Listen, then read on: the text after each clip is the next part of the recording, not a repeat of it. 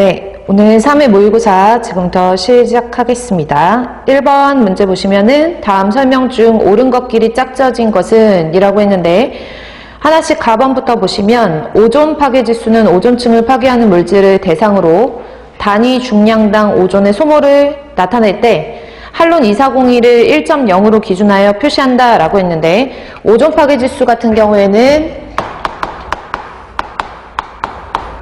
ODP라고 얘기를 하죠. 그래서 오존 파괴 지수는 오존층을 파괴하는 물질을 대상으로 단위 중량당 오존의 소모를 나타낸다 라고 하는 것까지는 맞는데 한론 2401을 1.0으로 기준으로 해서 표시하는 것이 아니라 CFC 11, 염화불화탄소 11, 즉 화학식으로 나타내면 CCl3F를 기준으로 얘를 1.0을 기준으로 표시를 하는 거죠. 그래서 ODP 같은 경우에는 CFC를 1.0을 기준으로 해서 표시를 한다라고 알아두시고 참고적으로 오존 파괴 지수라고 하는 ODP가 높은 순서면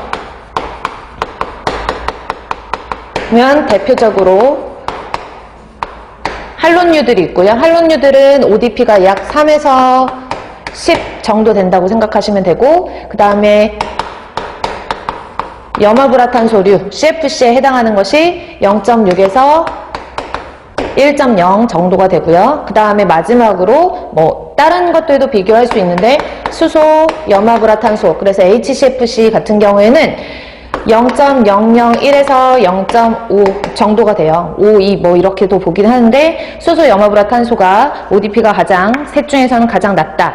그래서 수소, 염화불화탄소 같은 경우에는 이거 한번 작년도, 재작년도 정도에 시험 문제에 언급된 적이 있는데 성층권에 도달하기 전에 염소가 전리되기 때문에 얘네들은 지표로 그 염소가 내려오거든요. 그렇기 때문에 얘네들은 이제 오존층 파괴에 크게 영향을 미치는 게 염화불화탄소에 비해서 상당히 작다라고 알아두셔야 돼요. 그래서 참고적으로 한번 지문에 나왔기 때문에 성층권에 잘 도달하지 못한다라고 이제 정리를 할게요.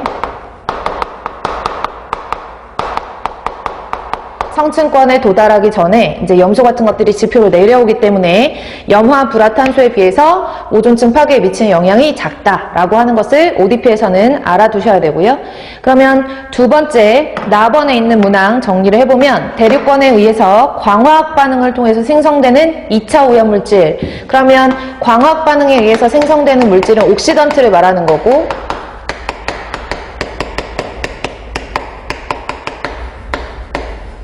이런 강산화 물질에 의해서 발생한 대기오염 사건은 LA 스모그죠. 그래서 나번도 틀렸고요. 다번 볼게요. 오존은 백내장 등의 눈을 자극시키고 호흡기 장애와 폐기능 장애를 유발한다 라고 했는데 오존이 미치는 영향 자체가 일단 피부 화상이라든지 백내장이라든지 면역체계 저하 같은 것들 이런 것들을 유발하기 때문에 다번에 있는 것들은 다번에 있는 설명은 지문에 맞는 설명이고 라번에 있는 설명을 볼게요. 성층권에 있는 오존은 지상으로부터 12에서 50km 라고 했는데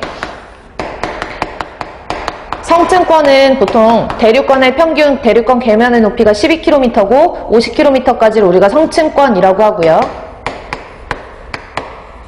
이 성층권의 범위 중에서 오존층이라고 하면 약 25에서 30km 정도를 우리가 오존층이라고 하기 때문에 마찬가지로 라번 같은 경우에도 틀린 지문이 되겠죠.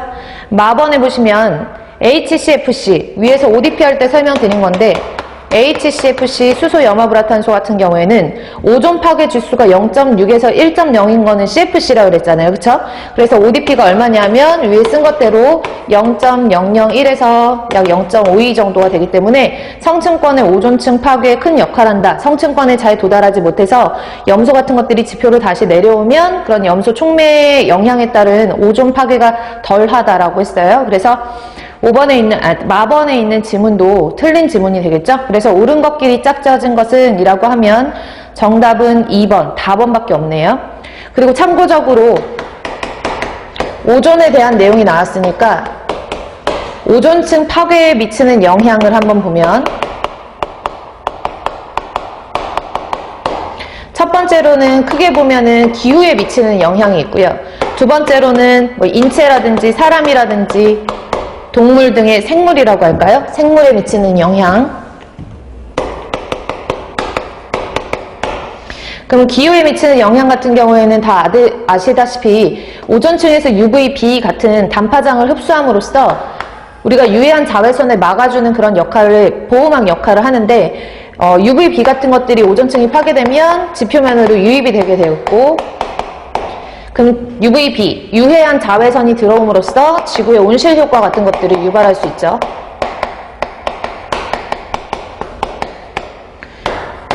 그 다음에 두 번째로는 일단 오존층 파괴로 인해서 기후변화 같은 것들이 일어나면 증발량이라든지 습도 같은 것들이 증가를 하고, 증발량이 증가함으로써 습도가 증가함으로써 대기 대순환의 흐름 같은 것들이 바뀌죠.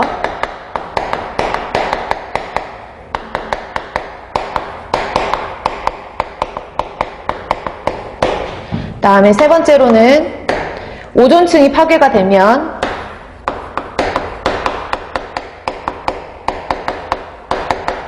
UVB가 지표로 내려오기 때문에 이런 단파장에 해당하는 그 UVB를 오존층에서 흡수를 못하니까 성층권 내부의 온도는 낮아져요.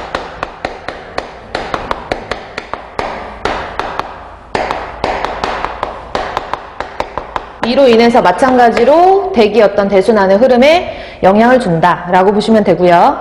그 다음에 두 번째로는 크게 생물에 미치는 영향, 인체라든지 사람이라든지 동물에 미치는 영향을 보면 첫 번째로는 UVB에 의한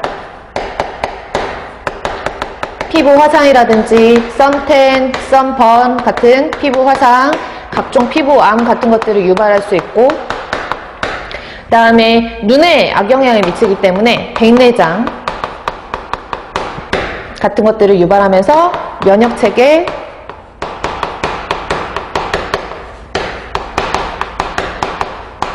저하 같은 것들을 인체에 미칠 수 있고요. 또 하나는 이제 해양 생태계에 보시면은 가장 기본적인 그 생산자의 역할을 하는 플랑크톤 같은 것들이 있는데, 해양에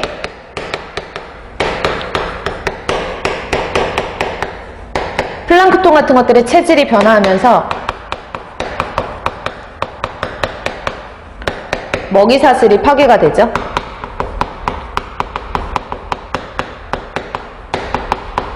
그래서 결론적으로 생태계에 악영향을 미친다. 그래서 여기까지 해가지고 1번의 문제에 해당하는 거는 오존층 파괴에 의해서 어떤 영향을 미치는 것까지 정리를 해놓으시면 한 번에 정리를 해놓으실 수 있으실 것 같아요. 그래서 ODP 순서 같은 경우에도 여러분들 알아두시고, 문제상에 제시된 조건처럼 ODP의 그 수치 정도도 대략적으로 뭐 앞에 있는 숫자, 할론 같은 경우에는 3, 뭐 CFC는 뭐 0.6에서 1.0, 그 다음에 수소 염화불화탄소 같은 경우에 0.001까지 작은 것들이 있다. 이렇게 ODP들 순서 정도는 정리를 해놓으시는 게 좋을 것 같아요. 그래서 1번의 정답은 2번으로 넘어갈게요. 고형화 기술의 영향인자에 대한 설명으로 옳지 않은 것은 이라고 했는데,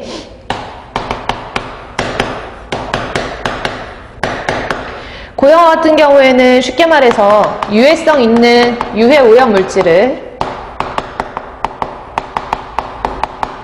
고화제를 이용해서 고화체, 그러니까 고형 물질로 만드는 과정을 우리가 고형화라고 얘기를 하죠. 가장 중요한 거는 이제 고형화의 가장